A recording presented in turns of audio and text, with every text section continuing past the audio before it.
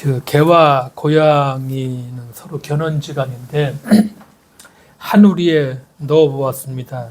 뭐 처음에는 서로 경계하고 으르렁대죠. 근데 시간이 지나니까 잘 어울리더라고요, 보니까.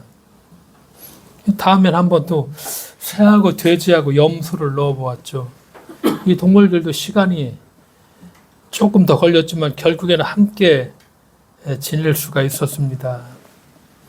요즘 이제 우리 신앙을 생각하면서 장로교인, 감리교인, 침례교인 이런 교인들을 한 집에 쫙 지내게 했죠. 도무지야, 동물들도 저렇게 어울리는데 사람이야 머리도 뛰어나고 또 협상도 할 줄 알고 잘 어울릴 수 있겠다 이렇게 했었는데 잘 어울리지 못했죠. 끝까지. 신앙인이라면 또 뭐가 문제겠는가. 다 사랑이라고 얘기하는데 근데 이들은 도무지 함께 어울리지 못했다. 그런 보고서 글을 읽은 적이 있습니다. 그러니까 구약의 율법에 보면은 잘 알고 있겠지만 유대인들이 이방인들과 나누고 가르고 그래서 신약 시대에는 늘 우리가 복음서에 보면은 예수님께서 활동하실 적에도 바리새인들 종교적 어떤 그 기준을 가지고서 세리, 죄인 이렇게 구별짓고 나누고 근데 이제 예수께서 오셔서 누구나 다 주 안에서 형제가 될 수 있다. 어느 누구나 다 내게 오라. 사도 바울이 뒤를 이어받아서 유대인이나 이방인이나 헬라인이나 누구나 다 예수 안에서 한 형제가 될 수 있다. 복음이죠. 이걸 참 선포를 하죠. 그렇게 갈라진 사회에서 나누어진 사회에서 몸소 예수께서 같이 정말 활동하시면서 밥상 공동체 또 가르지 않고 나누면서 예수 안에서 한 형제 한 공동체가 될 수 있다는 거, 그렇게 돼야 된다는 거. 사도 바울이 이어받아서 우리는 참 교리적으로 설명을 하죠. 우리가 이렇게 선민 유대인이다. 근데 이방인이다 헬라인이다 하지만 그러나 이제 십자가 안에서 우리가 다 예수 안에서 한 형제가 될 수 있다. 한 형제다. 이렇게 선포를 합니다. 근데 오늘날 우리가 보는 것처럼 극단적으로 같은 신앙을 가진 사람이 같은 하나님을 믿는다고 고백하는 사람이 철저히 원수가 되어는 어떤 증오심을 내뱉는 그런 신앙을 가졌다면은 이건 짚어봐야 되고 어디가 어떻게 잘못된 것인가. 우리가 신앙인이 된다는 거, 우리가 그리스도인이 된다는 거, 조금 더 열린 사람이 된다는 것이겠죠. 여러 가지로 표현을 하겠지만 조금 더 개방적인 사람, 조금 더 우리가 성경적인 표현을 하자면은 예수처럼 사도 바울처럼 품을 수 있는, 좀 다르더라도 우리가 기꺼이 품을 수 있는 그런 사람이 바로 그리스도인이다. 그리스도인들이, 신앙인들이 갈등을 증폭을 시키고 폭력을 일으키는 도화선 역할을 한다면은 이것은 정말 죄악이고 또 엄청난 돌이킬 수 없는 그런 어떤 결과를 초래할 수가 있을 것입니다. 그래서 우리가 은혜가 충만하기를 원하죠. 은혜가 충만한 사람은 결코 독선적인 사람이 될 수가 없죠. 은혜가 충만하다면 차고 넘쳐서 이 은혜가 충만한 것이 넘치니까 다른 사람에게 당연히 흘러가야 하기 때문에 우리가 은혜가 충만하기를 구하고 있고 또 찬송에도 그런 찬송들이 많이 있죠. 흘러넘쳐서 남에게 넘쳐가야 된다는 거. 한국 사회가 우리가 몇 년 살아보면서도 엄청난 어떤 사건들이 많았죠.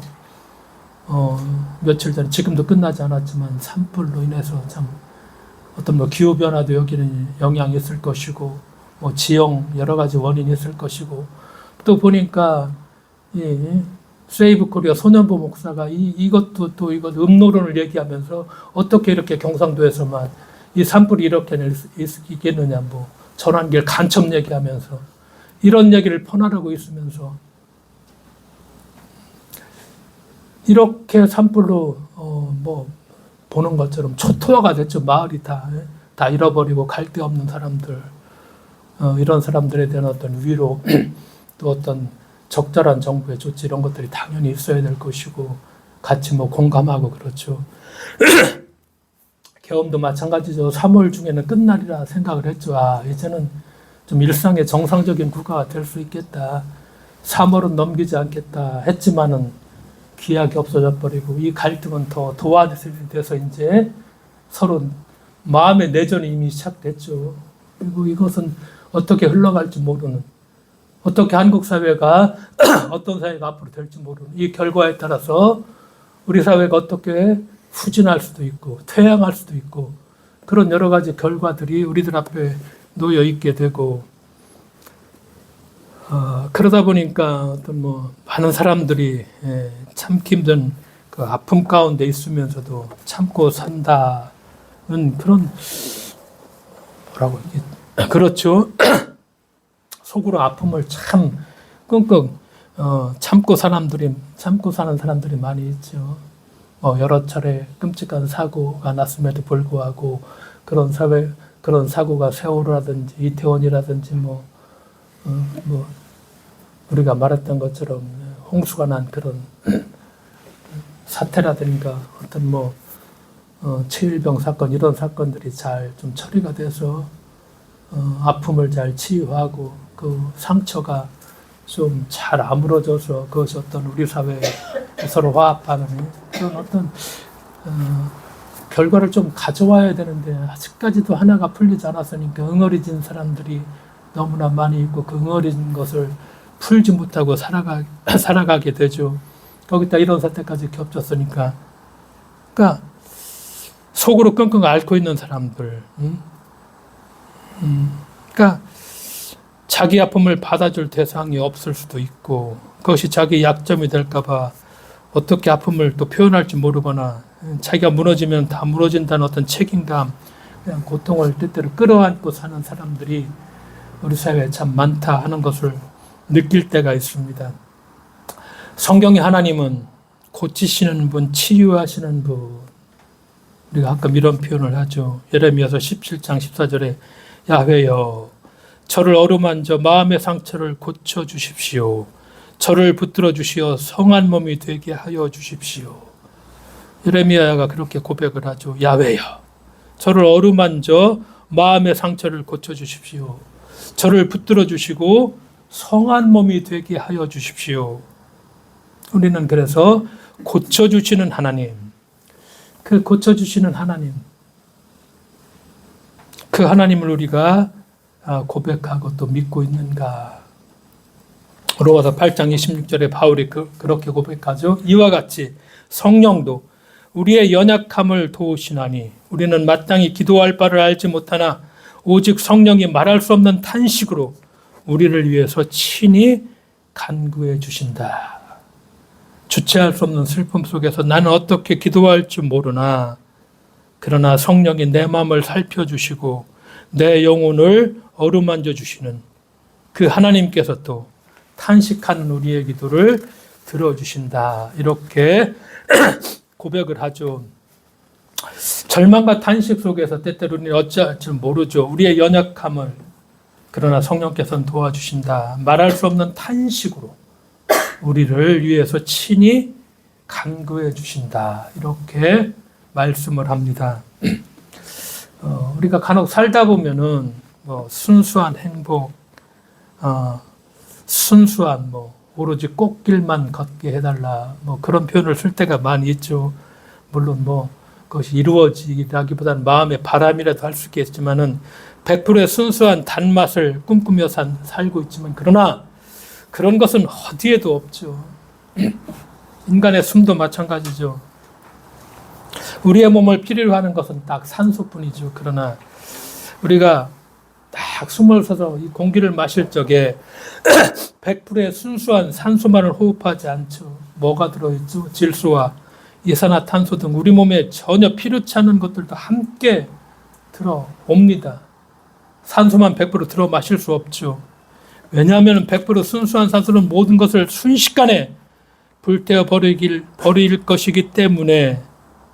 그래서 우리가 가장 생명의 기본인 숨 호흡을 할 적에도 100% 산소만이 아니라 탄소와 질소, 이산화탄소 이런 것들도 함께 우리가 들어 마시게 되죠. 음식의 쓴맛도 마찬가지죠. 그래서 우리는 때때로 인생의 쓴맛을 얘기하죠. 그래서 철이 들었으면은 아직 인생의 쓴맛을 네가 모른다, 이렇게 표현을 할 때가 많이 있죠. 서양의학과 달리 동양의학은 음식의 맛을 5가지로 구분을 하죠. 그래서 이 음식을 5가지를 잘 조화롭게 섭취해야 우리가 건강을 유지할 수 있다. 단맛 필요하죠. 우리가 좋아하죠. 비장과 위를 도와 살찌게 하죠. 단맛 참 좋아하죠. 신맛 간을 도와 근육을 튼튼하게 한다고 그렇게 쓰여 있더라고요. 쓴맛 심장을 도와 피를 충실하게 하고, 이 매운맛 폐를 도와 지구력을 높여주고, 짠맛 신장과 신경을 도와 뼈를 튼튼하게 해준다. 그러니까 이 5가지 맛을 골고루 조화 있게 섭취하면은 우리가 건강을 잘 지킬 수 있지만, 한두 가지 맛에 참 치우치면은 반드시 나중에 병이 되죠. 젊은 아들, 우리 애들도 그렇죠. 단맛만 심취해서 그것만 젊었을 적에는 몸이 감당해 주지만 그 먹었던 것들이 반드시 나이가 들면은 우리의 몸은 우리의 먹은 것으로 형성이 되어 있죠. 병이 충분히 날 수 있죠. 그래서 단맛은 좋아하고 쓴맛은 싫어하지만, 그러나 단맛만 우리가 자꾸 그것만 즐기게 되면은 비만, 골다공증 여러 가지 병에 걸려서 결국은 면역 기능 저하로 각종 감염 질환과 어떤 종양의 발생이 높아질 수밖에 없는 것처럼, 맛에만 해당되는 이야기가 아니죠. 우리의 삶이라는 것도 참 쓴맛이 싫어하죠. 근데 쓴맛이 꼭 있어야 돼. 싫어하지만 있어야 되는 거. 그래서 우리도 매일 인생의 삶에서 쓴맛을 경험하며 살죠. 그게 인생이기도 하죠. 그래서 한 주간 어떤 쓴맛을 우리가 경험했을 것입니다. 자기 나름대로 작은 것도 있을 것이고 좀 더 큰 쓴맛도 있을 것이고. 그래서 우리는 이 쓴맛들을 하나 둘씩 조금 더 경험해 가면서 인생의 쓴맛을 우리가 알면 이제 조금 철이 들 수 있는, 그렇죠. 그런 단계까지 갈 수가 있을 것입니다. 단맛이라는 것도 농축되면은 그냥 달아지는 것이 아니라 맛이 어떻게 써집니다. 그러니까 깊은 사랑에도 쓴맛이 있죠. 사랑의 쓴맛을 경험하지 않고서 사랑을 말할 자격이 아마 없을 것입니다. 넷플릭스에 폭삭 수가스다 끝까지 보니까 사랑의 쓴맛들, 인생의 쓴맛들을 참 잘 녹여놨는데, 그렇죠.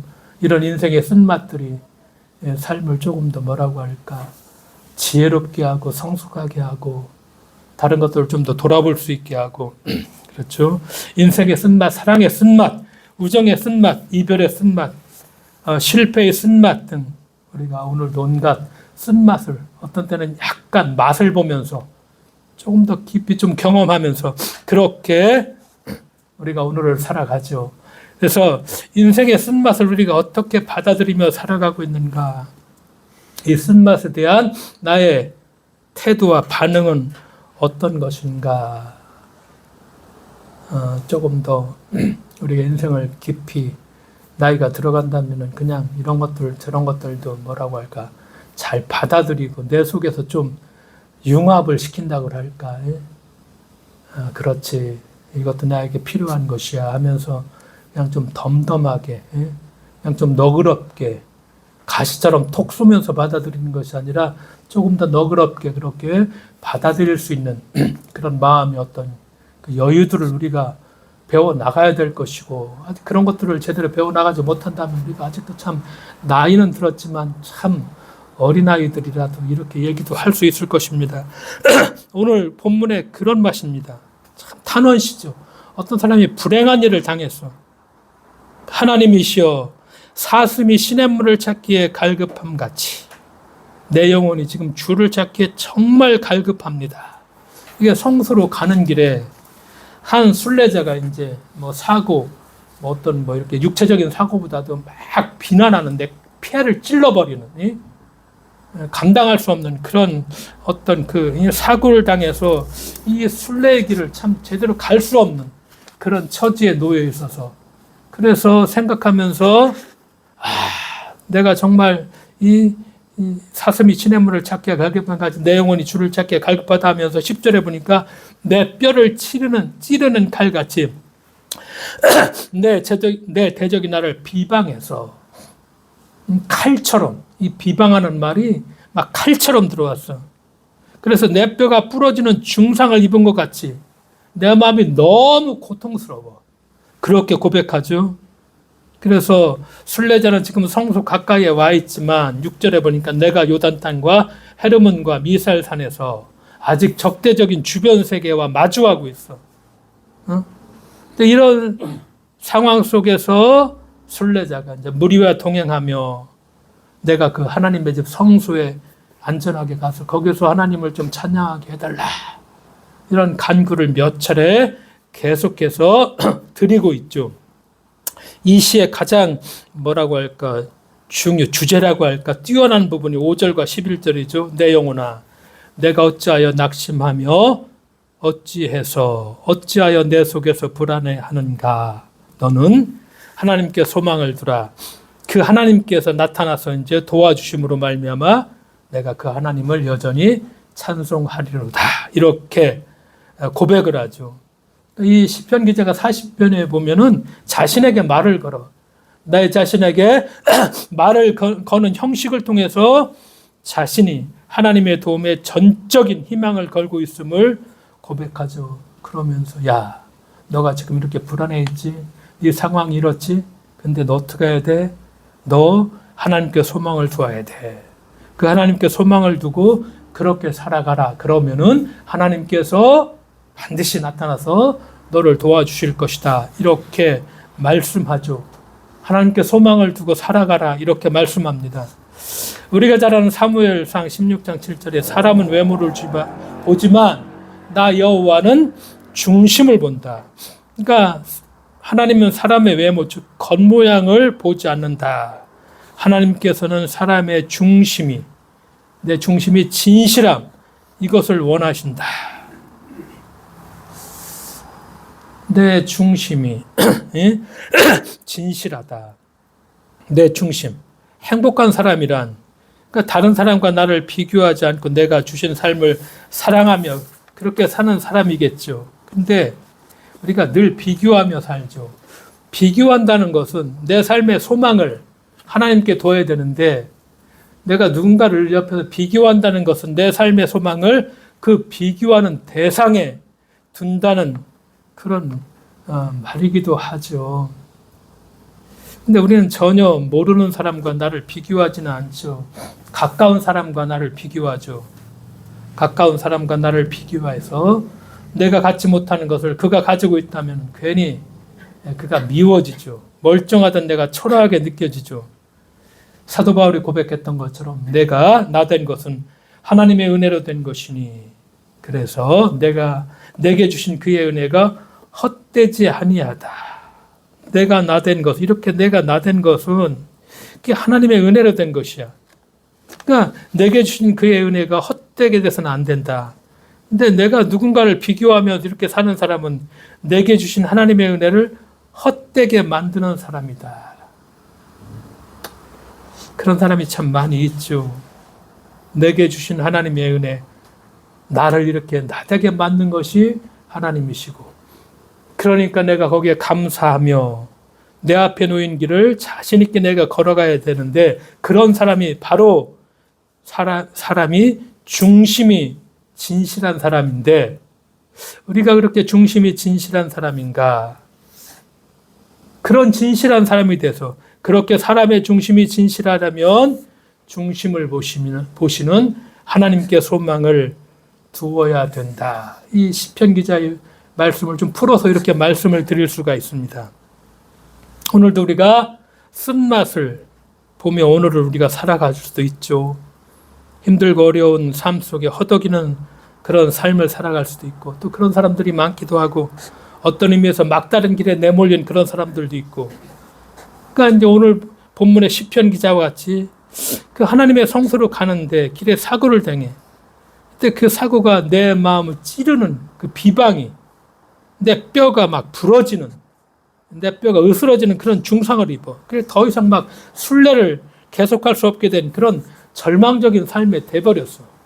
거기서 이 시편 기자가 외치죠.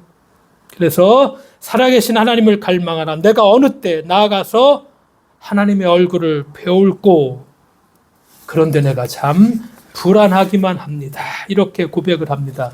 그러니까 사람들이 종일 내게 야, 내 하나님이 어디 있느냐? 그렇게 막 비방을 하니까 내 눈물이 주야로 내 음식이 되었나이다. 내 마음이 상하였다. 그래서 이대로 모든 게 끝날 것만 같고 이렇게 이 여정이 막을 내릴 것만 같은 그런 지금 심정이야. 그런 상황이죠. 근데 이런 상황에서 이 시편 기자가 이렇게 자신에게 툭 말을 걸죠. 내 영혼아, 내가 어찌해서 낙심하며 낭망하며 낙심하며 어찌해서 그렇게 내 속에서 불안해하는가? 그렇게 마음속에 네가 불안하고 있는가? 아, 너는 하나님께 소망을 두라. 그러면은 그가 나타나 하나님이 나타나 도우심으로 말미암아 내가 여전히 찬송하리로다. 이렇게 고백을 하며 힘을 얻어서 다시 성소를 향해서 순례의 길을 걸어가는 그런 과정임을 볼 수가 있죠. 불안과 낙심 뭐 얼마든지 있죠. 오늘 우리들의 삶에 어딘지 모르게 좀 풀려야 되는데 불안과 낙심이 있으니까 내가 어떤 일을 뭐 기꺼이 막 자발적으로 즐겁게 하지 못하죠. 그냥 그런 ገብ이다 하고서 시간을 그냥 막연히 보낼 때가 있죠. 이게 이럴 때 우리가 할 수 있는 것처럼 시편 기자처럼 우리가 스스로에게 이제 자꾸 말을 거는 것이죠. 내 영혼아, 내가 어찌해서 지금 낙심하며 어찌해서 지금 내 속에서 이렇게 불안해하는가? 너 하나님께 소망을 두라. 그런 때일수록 내가 하나님께 소망을 둬야 돼. 하나님이 나타나 너를 도우실 거야. 도우실 거야. 믿음이겠죠. 그래서 네가 여전히 하나님을 찬송하게 될 거야. 그렇게 될 거야. 말씀에 그렇게 있어. 이렇게 자신에게 말을 걸면서 용기를 얻고 다시금 내 지금 뼈가 막 으스러지는 그런 상황, 불안한 상황이지만 그러나 이 말씀에 희망을 얻어서 다시금 힘을 얻어서 순례의 길을 걸어가는 그런 여정에 있죠. 하나님은 우리의 피난처시요 힘이시니 환난 중에 만날 큰 도움이시라. 그러므로 땅이 변하든지 산이 흔들려 바닷 가운데 빠지든지 바닷물이 솟아나고 뛰놀든지 그것이 넘침으로 산이 흔들릴지라도 우리는 두려워하지 아니하리로다. 시편 46편 1절에서 2절의 고백이죠. 하나님을 앙망하는 자는 새 힘을 얻게 된다. 앙망하는 자, 주님을 소망하는 사람들, 이사야서 기자의 고백이죠. 새 힘을 얻게 된다. 우리가 어떻게 하나님께 소망을 두게 되나? 그냥 마음만 내가 뭐 한만 먹는다고 이런 소망을 갖게 될 것인가? 성경은 그냥 그렇게 쉽게는 되지 않는다고 말하죠. 우리는 어떤 우리의 시련과 아픔과 환난과 연단을 통해서 하나님께 소망을 두는 법이라고 할까? 하나님께 소망을 두는 그런 경험, 그런 길을 우리가 스스로 찾아갈 수 있죠. 그래서 바울이 어떻게 고백하느냐? 우리가 환난 중에도 즐거워하나니. 참 이거 대단한 고백이죠. 이런 고백을 잘 할 수가 없죠. 어떻게 우리가 환난 중에도 즐거워할까? 바울이 그러나 그렇게 고백을 합니다. 로마서 5장 3절에서 우리가 신앙을 가진 우리는 환난 중에도 즐거워하나니. 왜? 환난이 인내를 낳는다는 거야. 인내는 연단을 낳는다는 거야. 그리고 그 연단이 뭘 가져와? 소망을 이루게 된다. 그냥 고백하는 거. 이건 소망이 될 수 없을 때가 많죠. 그냥 감정적인 것이고, 그 감정은 수시로 바뀌니까, 상황은 또 수시로 변하니까. 근데 정말 우리가 이렇게 하나님께 소망을 두는 삶을 살아가려면은 바울이 고백하는 것처럼 환난 중에도 즐거워한다. 왜? 이 환난이 우리를 고통스럽게 하기보다는 알아. 이 환난이 괴로운 거지 알아. 그러나 결국 이 환난은 인내를 가져와. 왜? 하나님이 함께 하시니까 우리가 참아낼 수 있어. 이 인내 가격을 연단을 이루고 이렇게 연단이 되니까 이제 어떤 상황에서도 소망이 생긴다는 거야. 가짜 소망이 아니라 우리가 그 진짜 소망을 이룰 수 있는 그 진짜 소망을 가질 수 있다는 것이죠. 그래서 어려움과 시련과 고통을 통해서 이 환난이 인내력을 가져오고 이 인내는 단련된 인격을 낳게 되고 그렇죠? 단련된 인격이 되니까 마음이 넓어져. 고통당하는 사람을 품을 줄 알아. 아픈 사람들한테 함부로 내뱉지 않아. 저 사람들의 연약함을 내가 껴안을 수 있어. 나하고 처지가 다르지만, 색깔이 다르지만, 여러 가지가 있지만은, 그러나 내가 이렇게 연단을 통해서 단련된 인격을 갖고 있으니까 넓어지고 공감할 줄 알고, 그래서 조금 더, 뭐라고 할까, 우리가 자비를, 우리 마음속에 긍휼의 마음이 또 좀 더 풍성해진다고 할까? 그런 단련된 인격은 결국 소망을 낳게 되고, 어떤 가운데서도 우리가 이 소망을 갖고 넉넉하게 살아갈 수 있다. 주변을 보면 삶이 아름답게 빛나는 사람들, 그런 사람들 보면서 감탄할 때가 있죠. 야, 저 사람들, 근데 그 사람들이 그냥 빚어진 것이 아니죠. 저마다의 풀무질과 담금질, 그리고 무두질의 과정을 묵묵히 이겨냈기에 다 고통이죠. 보니까 아들을 잃어버렸다거나, 그러나 잃어버린 것을 그냥 슬픔으로 놔두지 않고 그것을 통해서 다른 사람들의 고통을 헤아리고 그 고통에 참여할 줄 알고 기꺼이 손을 내주고 자신만의 이익을 위해서 하는 것이 아니라 맨날 내 이익을 지키려고 막 쌍심지를 지키고 우리가 보는 것처럼 우리나라가 어떻게 되든지 간에 그렇죠. 환난과 시련과 고통과 아픔 피하고 싶고 도망가고 싶지만 그러나 결국 우리가 이런 것들을 통해서 인내와 연단 그리고 정말 흔들리지 않은 소망을 갖게 될 수 있음을 기억하면서 그래서 시편 기자가 고백하는 것처럼 고난당한 것이 내게 유익이라.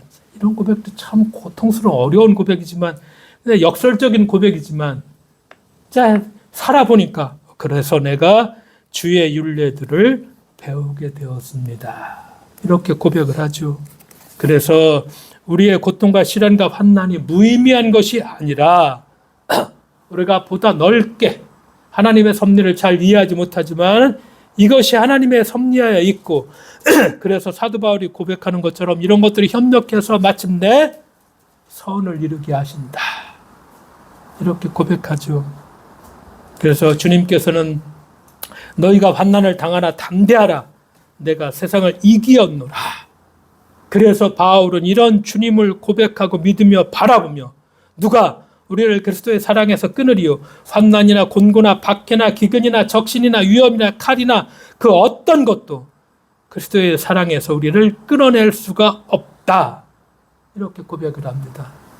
그러기에 오늘 우리가 삶에 지치고 피곤할 수 있고 낙심하고 불안해할 수도 있지만 그러나 이 시편 기자의 고백처럼 그리고 사도 바울의 고백처럼 하나님께 소망을 두며 그래서 다시 내게 힘을 주시는 그 하나님을 찬양하면서 오늘도 우리의 신앙의 발걸음을 당당하게 걸어갈 수 있는 우리 모두가 되어야만 하겠습니다. 기도하겠습니다. 하나님 아버지 감사드립니다. 불안해하지 말고 야, 너 하나님께 희망을 둬야 돼. 소망을 둬야 돼. 그가 나타나 반드시 도와주실 것이고 우리가 그 하나님을 찬양한다는 고백처럼 주님, 우리의 신앙의 삶이 살아있는 신앙이 될 수 있도록 주께서 저희들을 일으켜 세워주실 것을 믿으며 예수님의 이름으로 기도드리옵나이다. 아멘.